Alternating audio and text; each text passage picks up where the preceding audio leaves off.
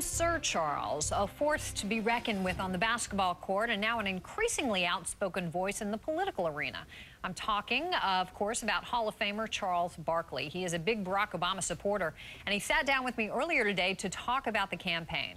I asked him if he believes in the so-called Bradley effect, the idea that people will tell pollsters that they'll vote for a black candidate and then do the opposite in the privacy of the voting booth. Here's the interview. Of course, that's real. I think if you ask, first of all, racism is the greatest cancer of my lifetime. I think anybody who is racist, they're just an idiot, whether they're black or white. Anybody who's racist, I just think they're an idiot. But if you ask a white person on television, they're not going to say I'm not going. Well, actually, some people have said they would never vote for a black guy. But quietly as it's kept, there are some people who say, if you ask them on television, say they would vote for a black guy, who are not going to vote. They're going to vote for John McCain, and that's sad. So do you not believe the polls right now? I think the polls are absolutely useless. I do. I think, seriously, most people who are racist, they're not going to answer the question correctly, either on the phone call or on camera. So I 100% believe the polls are flat out useless. I think this race is going to be neck and neck down to the wire. I also think there's a reverse thing.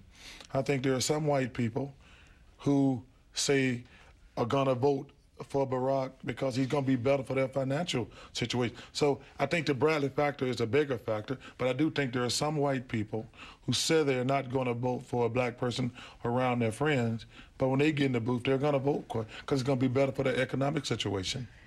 If he does pull this off, if Barack Obama, who you're supporting, does pull this off, tell me what it will mean for African Americans. It'd just be great that white America elected a black president, because the truth of the matter, unless he get a certain percentage of the white vote, he's not going to be elected. So that would be cool that white people had enough confidence in him. But Campbell, unless we as black people stop killing each other, not getting our education, we have to do better. Racism does exist, it's always going to exist, but until we as a people stop killing each other and stop not getting our education, we're never going to be successful. What about the counter to that? If he doesn't win this election ultimately, how much of a disappointment is that for African Americans in this country, in your view? Well, I think it'll be a great, because first of all, I never thought in my lifetime I would see a black president. You didn't? I did not. And I'm surprised, happily surprised he got this far. It'd be very disappointing. Do you think that John McCain, do you think the Republican Party has used race as an issue in this election? Oh, no question. And they use code words like welfare and things like that. And they just use code words. They're using the terrorist thing now. You know, they're trying to use the Muslim thing. Those are racial innuendos. The only way they can win this election is make it about race. That's the only way they can win it. There has been a lot of polarizing rhetoric on both sides, frankly, throughout this campaign. And you yourself have called the evangelical base of the GOP fake Christians. Well, because they're so judgmental. My idea, and you know what's really interesting about that? I was actually defending John McCain when I said that. Because they were saying when he first got nominated, they were talking about he's not part of the evangelicals. I'm like, you got to respect Senator McCain. But what I meant by that, and I still stick by, my idea of religion is we're supposed to encourage people, love other people. I'm a big pro-choice guy. I'm a big gay marriage guy. And they are so divisive.